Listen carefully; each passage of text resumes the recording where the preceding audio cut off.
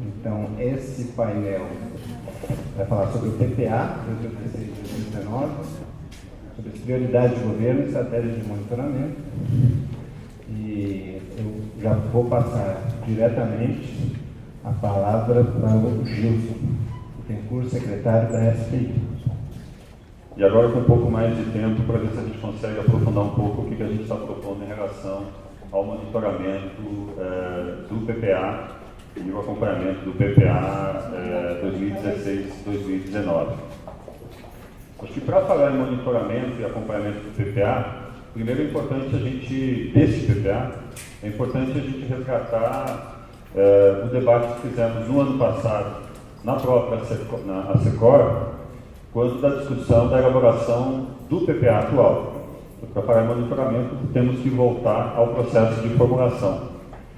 E naquele momento, ano passado, tinha-se uma variação que já era uma variação praticamente consensual no âmbito da SPI, quando eu cheguei lá no final de janeiro, e não só acho que da SPI, de boa parte do governo, que o PPA tinha se afastado muito da real execução orçamentária, da real definição de prioridades do governo. E o PPA acabou sendo um instrumento onde cabia tudo, qualquer projeto, qualquer meta, sem necessariamente haver um vínculo muito estreito entre o que se propunha no PPA com o que estava, ou qual a perspectiva orçamentária para os próximos anos.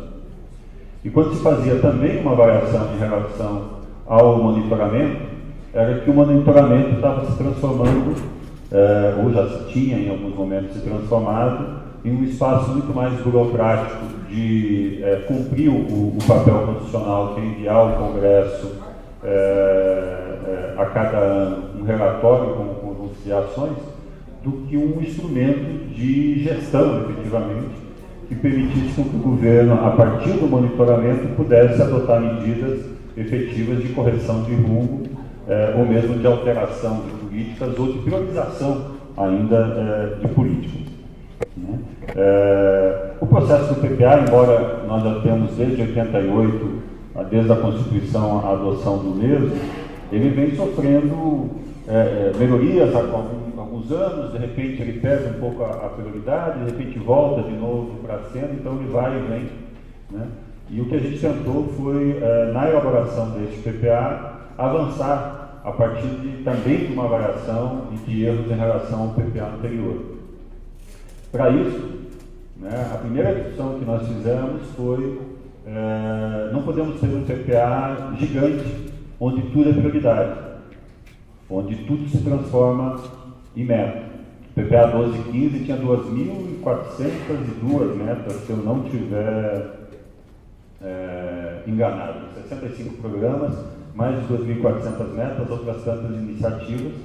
Muitas das iniciativas ou das metas, principalmente das metas, eram metas intermediárias, né, o que gerava um documento enorme e uma dificuldade muito grande de monitorar, porque tudo era prioridade, tudo era meta, muitas vezes metas ou ações intermediárias acabavam virando prioridade, ou pelo menos constavam no PPA em relação à prioridade do governo. Quanto mais a gente entrava na avaliação do PPA em termos de meta, mais a gente identificava o descompasso entre o que se tinha de meta física com a disponibilidade orçamentária. Isso sem contar possíveis ou efetivos contingenciamentos que aconteceram. Só o próprio quantitativo muitas vezes era absurdo. Ia desde construção de estrada, duplicação de estrada, a números de vagas em escola, e assim por diante. Você criava um mundo porque cabia, porque você não tinha necessariamente que juntar as duas coisas. E para o Ministério Setorial, você ter um conjunto de metas maiores era sempre um motivo a mais para duas coisas. Uma, para buscar mais dinheiro, para poder dizer que tem coisas para fazer, portanto precisa de mais dinheiro, ou para dar desculpa de que não fez porque a meta era efetivamente grande demais.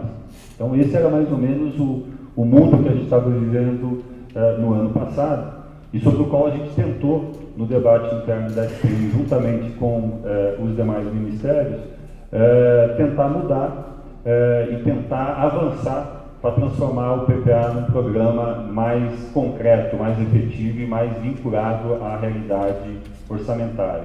Esse foi o lado da organização do PPA. Por outro lado, também tinha-se avançado no último PPA, ou nos últimos PPA, o processo de participação social. Via o Fórum Interconselhos, que foi a reunião com representantes de diferentes conselhos, se tentou criar uma agenda de temas prioritários para os movimentos, para o conjunto de entidades que participam, de representantes que participam ou participavam desses conselhos, para que pudesse ter um acompanhamento mais de perto. Mas também, apesar dos avanços que foi abrir espaço, tentar ouvir a sociedade em relação às suas demandas, no transcorrer do PPA, não houve um efetivo debate e diálogo de qual a avaliação da sociedade sobre o programa. Ou seja, também o governo não apresentou os resultados, mas também não ouviu da sociedade a sua avaliação sobre o que o governo tinha se proposto. Então, esse foi uma segunda ótica de trabalho, que foi, eu preciso então, por um lado, transformar o PPA numa coisa mais concreta, mais efetiva e mais vinculada à realidade orçamentária, e por outro, eu preciso ampliar a participação social, porque sem a participação social, efetivamente a gente não consegue avançar e muitas vezes entender exatamente como é que as políticas se dão no seu dia a dia e na prática. Muitas vezes você acaba, se você não cria um processo de monitoramento organizado, você passa a ter um diálogo de duas pessoas que não se entendem, né? Um pedindo uma coisa que não está escrito no programa, e o outro falando uma coisa que não tem nada a ver com quem está pedindo. Então, se você não pactua efetivamente com a sociedade, ou que está participando desse processo, o que você quer fazer, o que você vai monitorar, efetivamente você fica um falando uma coisa corretamente criticando e o outro dizendo que está fazendo, mas não cruzam as informações e o processo não avança. Para isso, nós fizemos no ano passado, juntamente com a Secretaria Geral, na época, agora a Secretaria de Governo, e também com a participação de vários ministérios, um processo de tentativa de aproximação com esses conselhos. Em abril do ano passado, nós fizemos um fórum interconselhos envolvendo em torno de 370 pessoas, nas quais a gente ouviu um conjunto de em torno de 1.000 propostas de desafios, de metas, de objetivos, de princípios, que veio na forma de várias proposições, no sentido de trazer demandas da sociedade. A partir desse evento que nós fizemos aqui em Brasília, nós fizemos mais 6 eventos regionais, 2 no Nordeste e os outros nas outras 4 regiões, cada um com 500 a 700 pessoas, ouvindo também demandas e perspectivas da sociedade, principalmente da sociedade organizada nessas regiões. E mais 4 oficinas temáticas, uma com juventude, outra com mulheres, uma com o movimento sindical dos trabalhadores e um com o setor empresarial, também tentando ouvir elementos para a elaboração do PPA, os quais foram distribuídos e discutidos durante o processo de elaboração nas oficinas do governo. Com isso, a gente conseguiu trazer mais elementos. Aí depois, uma vez concluído o PPA, a gente devolveu ao fórum uma resposta, de proposta por proposta, se ela tinha entrado, onde tinha entrado no PPA e se não, quais foram os motivos da não entrada no PPA. Então, tentando fazer a mão de volta e o caminho de volta em relação às demandas. Do ponto de vista de governo, pelo menos em termos de planejamento, do ponto de vista de governo, né, foi um conjunto de oficinas, vários de vocês devem ter participado das oficinas, envolvemos aí mais de 4.000 pessoas nesse processo, e a gente conseguiu, logicamente que ainda com muitas falhas, mas a gente tinha conseguido, considerando a PILOA encaminhada ao Congresso em agosto do ano passado, a gente conseguiu um PPA mais próximo da realidade. Como é que a gente fez isso? Não só 2016 estava travado na PILOA em termos orçamentários, como a gente previu para 2017, 2018 e 2019, naquele momento, né, uma perspectiva de crescimento e a inflação. Então, você também travou os anos de 17, 18 e 19 dentro de um valor que a gente estava entendendo naquele momento como aceitável. Ou seja, não era uma coisa totalmente aberta. Discutimos muitas metas, foi uma discussão pesada com vários ministérios que não queriam abrir mão da meta, mesmo sabendo que o orçamento ia ser incapaz de atender aquela meta. Então, tivemos várias brigas com os ministérios, acho que esse é outro debate, que é como é que você força o gestor a adaptar a sua meta ao que ele tem de orçamento. Ele não quer, em geral o gestor quer colocar a meta dele, e não a meta que ele pode ou tem condições de fazer com o recurso disponibilizado. Então, para tudo nós fizemos 2016, inflação mais o PIB estimado, e tentamos ter um valor global para o programa, e somando mais ou menos uma perspectiva de custo por meta, ter uma projeção para os próximos anos. Conseguimos fazer isso? Eu acredito que conseguimos, 70%, 80% dos casos, a gente conseguiu dar uma boa ajustada, né? Desde metas, por exemplo, do Pronatec, até metas de assistência técnica, metas de quilômetros de estrada asfaltada, energia produzida e assim por diante. Então, conseguimos tentar organizar isso, tentar casar um pouco mais o PPA com os planos setoriais, seja o de energia, seja o programa de educação, seja o próprio PIO em termos de logística, uma tentativa de aproximar os planejamentos. E feito isso, mandamos para o Congresso. Aí, desse momento até agora, a gente já sofreu 3 ou 4 grandes mudanças. Primeiro, que o próprio projeto do governo, no andamento do Congresso, o próprio governo reduziu algumas das suas expectativas de receita e automaticamente reduziu o orçamento para 2016. O próprio relator depois fez mais mudanças na PILOA, jogando recursos de um lado para outro, tirando de cá, jogando para a emenda, tirando daqui para lá, desfigurando um pouco o PPA. Somados às mudanças do relator na PILOA, nós temos um outro processo, que foi o processo de debate do PPA. Como o Congresso não podia ampliar as despesas de 16, o que o Congresso fez?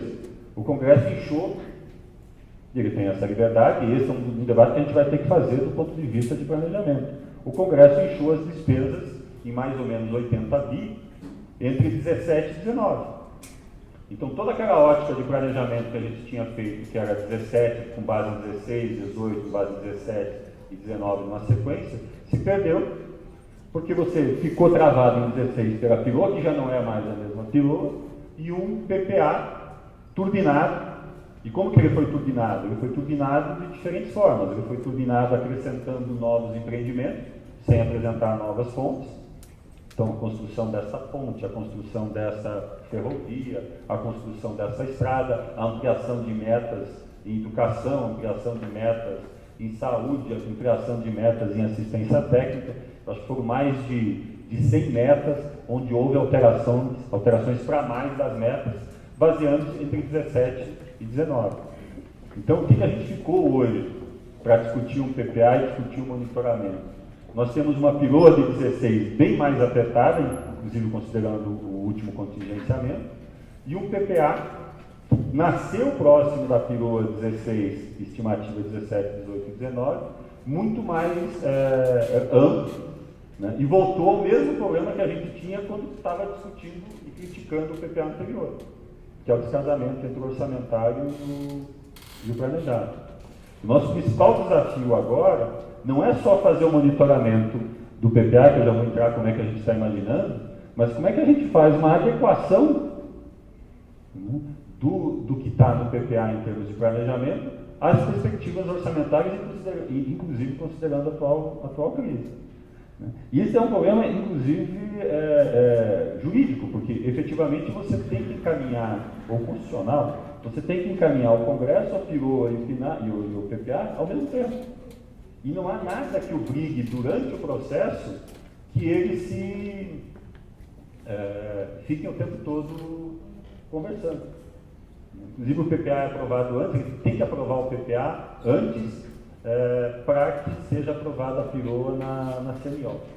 Então, a coisa não tem como casar se não mudarmos no futuro né, e é uma mudança constitucional, como é que você trata esses dois instrumentos de planejamento para que um converse com o outro. Você pode fazer todo o esforço que a gente tentou fazer, e eu digo que conseguimos com sucesso do ponto de vista da elaboração, depois se perde porque você não tem mais o controle, não está na mão do Executivo, esse processo é todo no âmbito do Congresso. Bem, feito isso, trazido o problema aqui, e que cabe a nós agora, neste ano e no ano que vem, né, que eu acredito que não dê para fazer tudo este ano, antes de mais nada, tentar readequar o PPA à nova situação econômica. Que vai ser o quê? Vai ser reduzir metas. Vai ser, em alguns casos, propor ao Congresso a extinção de metas, mas principalmente reduzir quantitativos de metas, tentando voltar um pouco à realidade. Para nós não criarmos a mesma situação de ter um PPA que não é factível e depois não fizemos porque não era factível. Essa é a justificativa mais fácil de qualquer gestor. Não era factível que não tinha gente, não era factível que não tinha recursos e assim por diante. O que a gente está tentando... então essa é a parte de reestruturação que a gente vai ter que fazer, vai ter que ter uma participação efetiva de todos os ministérios. Tem o outro lado, que é como que a gente vai tentar fazer um debate e transformar o monitoramento, além disso tudo que eu falei, num processo mais participativo, seguindo a linha que a gente vinha com o processo dos conselhos, do Fórum Interconselhos, mas também como é que a gente muda esse foco burocrático de meramente escrever, pôr um relatório e entregar para o Congresso, para a sociedade, a prestação de contas, e transformar o monitoramento numa peça fundamental de planejamento. Depois eu vou falar em avaliação rapidamente. Bem, o que nós estamos nos propondo? Primeiro, em vez de fazer a primeira avaliação do PPA com 6 meses, que é já lá em julho e agosto, e que não teríamos mais condições nenhuma de interferir na PILOA de 2017, nós estamos antecipando a primeira avaliação para 4 meses. Então, a primeira avaliação do PPA, a gente vai fazer o primeiro monitoramento em maio, pegando os 4 primeiros meses, já para a gente começar a ter uma avaliação mais concreta e possa poder interferir na PILOA de 2017. Já tem um debate correndo na esplanada, não sei o quanto já chegou a todos vocês, mas o que vinha sendo adotado até agora como uma praxe, seja do Ministério do Planejamento, seja de todos os ministérios, que o orçamento do ano seguinte era baseado no empenhado do ano anterior.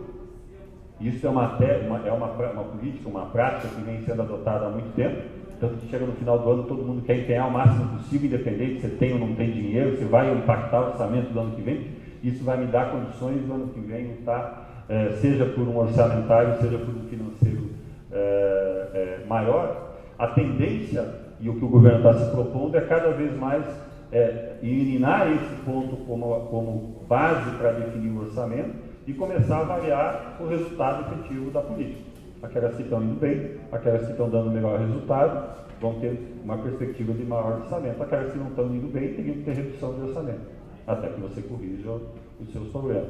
Isso é fácil de fazer? Também não é fácil, mas tem que começar a fazer em algum momento e acabar com essa tese que imperou até agora. Por isso a tese nossa é de antecipar esse processo de monitoramento. Então, como é que a gente vai fazer esse processo de monitoramento?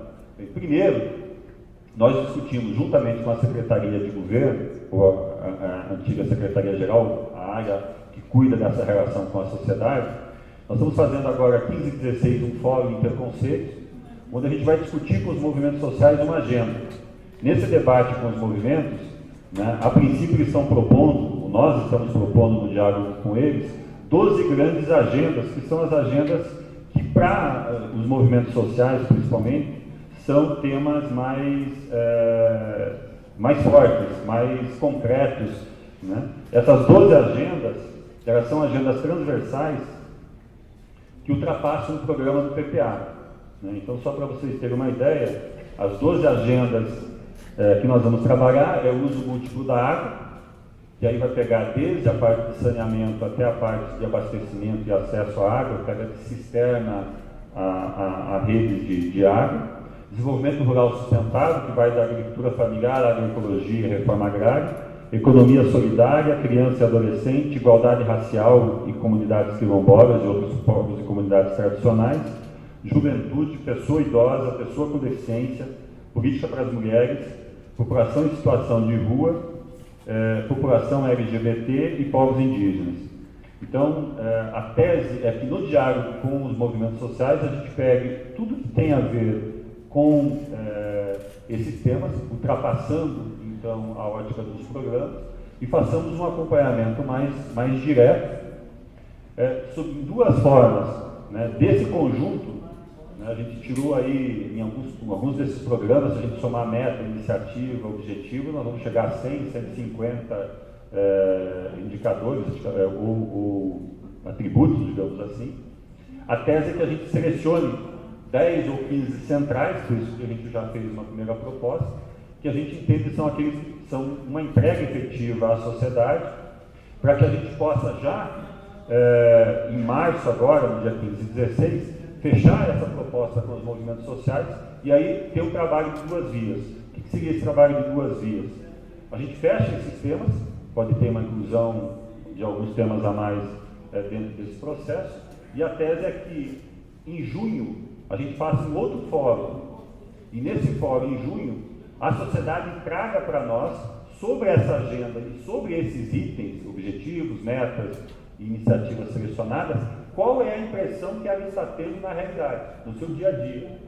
Então, nós estamos estimulando para que os conselhos se reúnam, como já se reúnem frequentemente, e coloquem esses compromissos do governo na agenda dos conselhos e tragam uma avaliação institucional sobre como é que está cada uma dessas agendas, de acordo, acho que tem conselho que vai aprofundar uma agenda, outro vai aprofundar outra, para que a sociedade não seja, a gente não assuma só o compromisso da gente apresentar os números dessas questões para eles, mas também para que eles nos tragam em julho a expectativa, junho, julho, a gente não fechou as datas ainda, a expectativa deles sobre o andamento dessas políticas.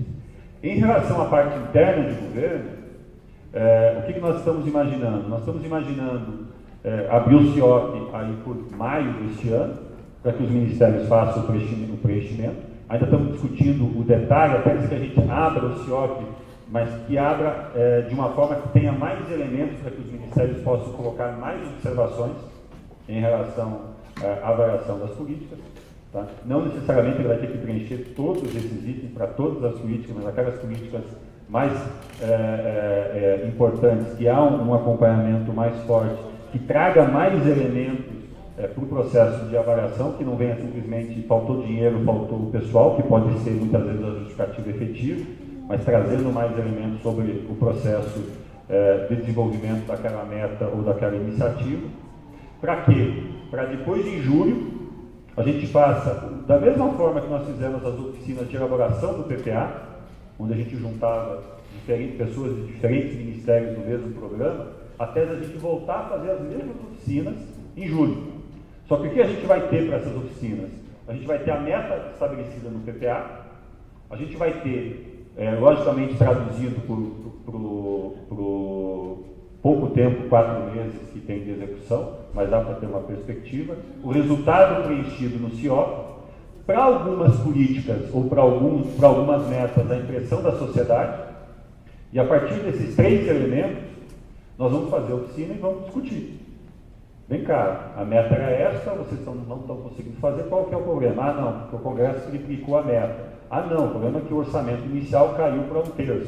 Ah, não deu certo porque não saiu a portaria tal, a minha área não tem gente, aí vamos discutir se a outra tem gente, ou pode passar gente para cá. Muitas vezes, e é muito comum, uma determinada política faltar gente e outra política ou outro programa ter sobra de gente, as pessoas têm uma mobilidade muito grande, muitas vezes dentro dos ministérios, e sempre buscam aquela que é mais atrativa do ponto de vista profissional. Então, como que a gente trata esse processo todo? E aí, a partir dessa oficina, a gente tem todo um processo posterior, que vai ser ou rever a meta, ou ter os elementos para rever e apresentar ao Congresso a meta, para tentar buscar a solução dos problemas ainda em tempo, ou seja, nós estamos falando em julho do programa que começou no início do ano, então já em condições de tentar interferir naquela política.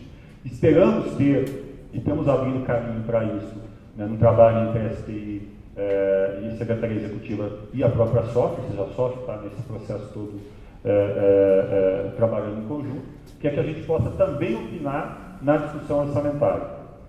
O ano que vem, em vez de fazer, aí não vamos fazer o próximo em 4 meses, a próxima a gente faria no ano que vem, fechando um ano, mas também adotando a mesma estratégia.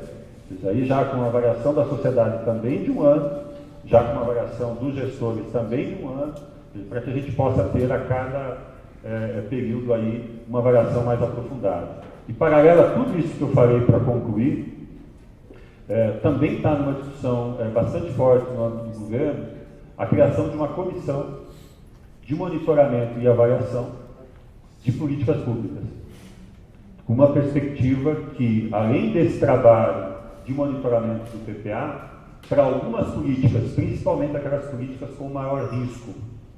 O que é uma política de maior risco?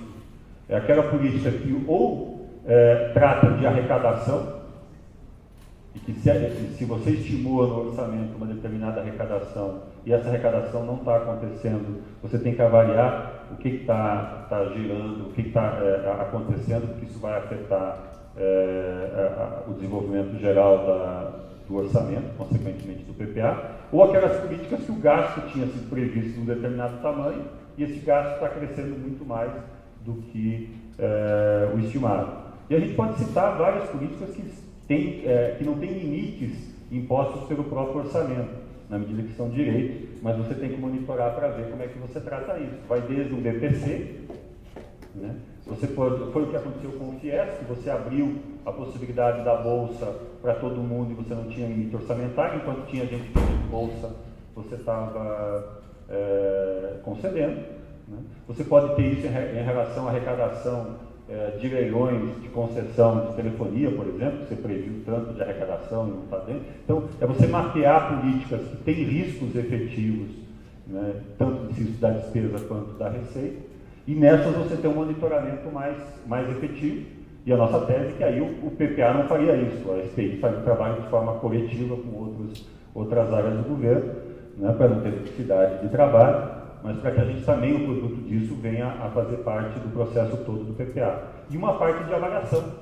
Aí são avaliações mais concretas. A SPI já vem começou a fazer já um conjunto de avaliações executivas.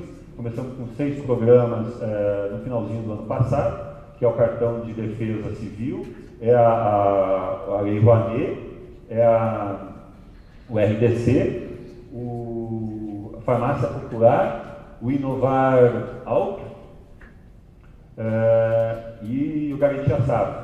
E tem mais 6 aí que está numa lista que a gente vai concluindo nesse primeiro semestre, a gente vai começar com o segundo bloco, mas aí são avaliações executivas rápidas, 4, 6 meses de trabalho. Além disso, esse comitê que eu falei, isso a SPI já está fazendo, já está desenvolvendo dentro de suas competências. Mas esse comitê de monitoramento e avaliação também vai selecionar políticas, aí envolvendo o Ministério da Fazenda, a CGU, além do próprio Ministério do Planejamento e o Ministério Setorial. Aí serão avaliações muito mais estruturadas, de um ano e pouco, envolvendo IPE, universidades, órgãos internacionais, para buscar experiências e apoio para que, ou mesmo outras organizações no âmbito do Brasil, para que a gente possa fazer avaliações mais efetivas das políticas e tudo isso numa expectativa que consiga gerar resultado efetivo, seja na programação orçamentária do ano seguinte, seja até na manutenção ou extinção de programa. Né? Porque, para concluir aqui, efetivamente, uma das maiores facilidades de um governo é criar um programa, mas uma das maiores dificuldades de um governo é matar um programa. Né? E esse é um dos nossos problemas, porque muitas vezes a gente mantém programas que efetivamente já perderam o sentido, ou teve um outro que o substituiu, mas há sempre um pai e uma mãe que jamais quer perder aquele programa e você continua mantendo e gerando trabalho, despesa, ocupando gente. Então a gente precisa aprender a saber matar um programa quando ele efetivamente já não cumpre mais o objetivo que ele foi criado. E em geral o pai e mãe jamais faz isso. Então a gente cria uma estrutura que faça essa crítica e leve ao Ministério Setorial, ou a gente nunca vai conseguir, porque sempre vai ter aquela pessoa criando com carinho o filho até que o filho vire perpétuo. Né? Então, acho que esse é o debate, acho que esse é um pouco o que a gente está imaginando, tanto no processo do PPA, como também em outras políticas que fazem parte do PPA, mas com uma lógica mais específica. É isso, pessoal. Muito obrigado.